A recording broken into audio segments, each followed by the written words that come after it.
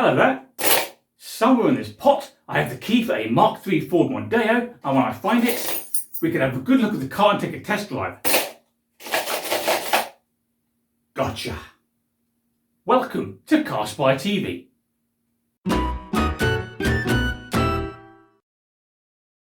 Okay, let's get started. This is the Mark III Ford Mondeo that launched in the year 2000 here in the United Kingdom and was produced until 2007. Now, during its production run, the Mondeo was held in very high regard by the motoring press, so we got all kinds of awards. This particular car is from 2004. It has the 1.8 litre petrol engine, a manual transmission. It's done about 124,000 miles. It's got the Zetec trim, and guess what? It's just passed its MOT. Okay, so let's have a look at the interior, and we'll start down there with the instrument cluster, which, as you can see, is clear and easy to read, which is good and not universally true of every car. Moving back towards the steering wheel, we have various buttons. For example, on the right here, we have these cruise control buttons, and look, the writing's worn off because this car has seen some action, but that's okay. We still know what they do.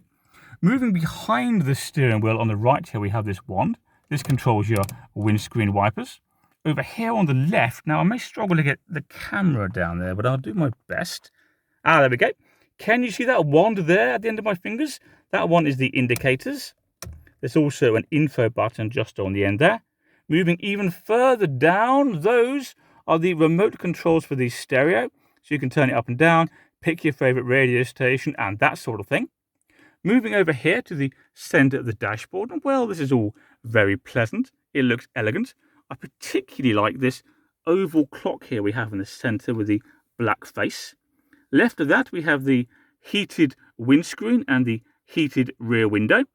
Moving further down, well, look at this. Here we have the heating and ventilation controls, and this car actually has air conditioning, as you can see at the end of my finger there.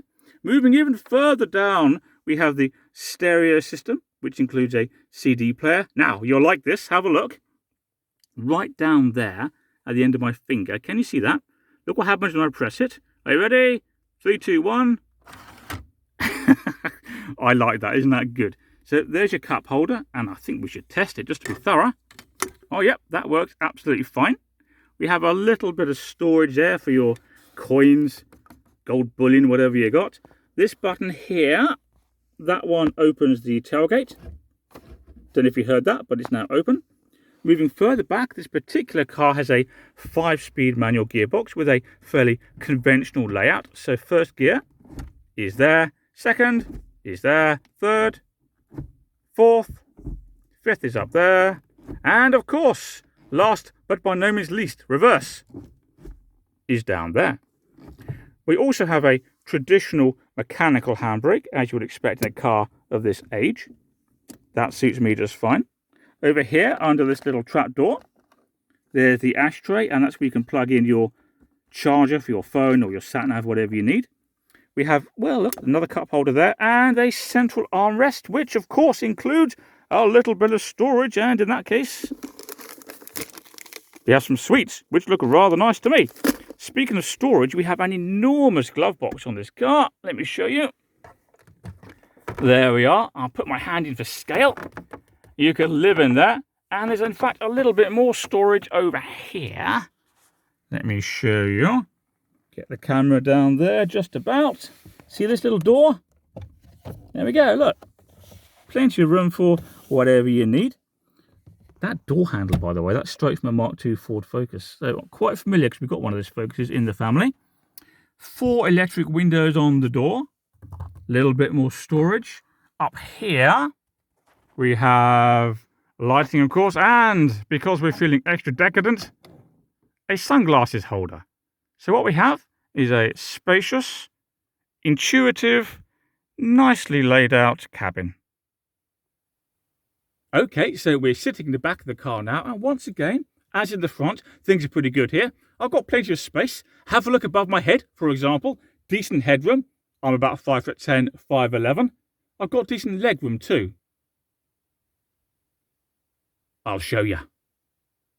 Okay, so we're looking at the back of the driver's seat now, which is pushed all the way back as far as it will go. And if we pan down there, have a look, you will see that even with the driver's seat pushed all the way back, I've got a decent amount of legroom. It's not tons, but it's enough to be comfortable.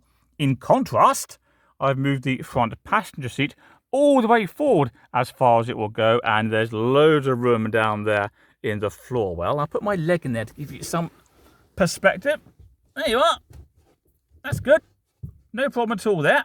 We've also got little pockets on the back of the seats for storing whatever you want to store. And if we look down there, can I get the torch in? Yep. Another ashtray.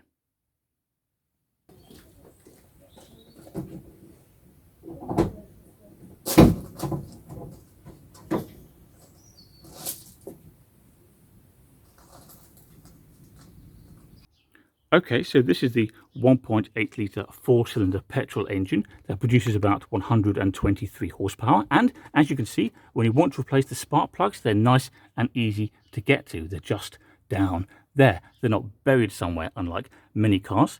As for the basic checks, well, the engine oil is here. There's the dipstick with a nice, easy to find yellow handle. You can top it up there. Over here, we have the expansion tank for the cooling system.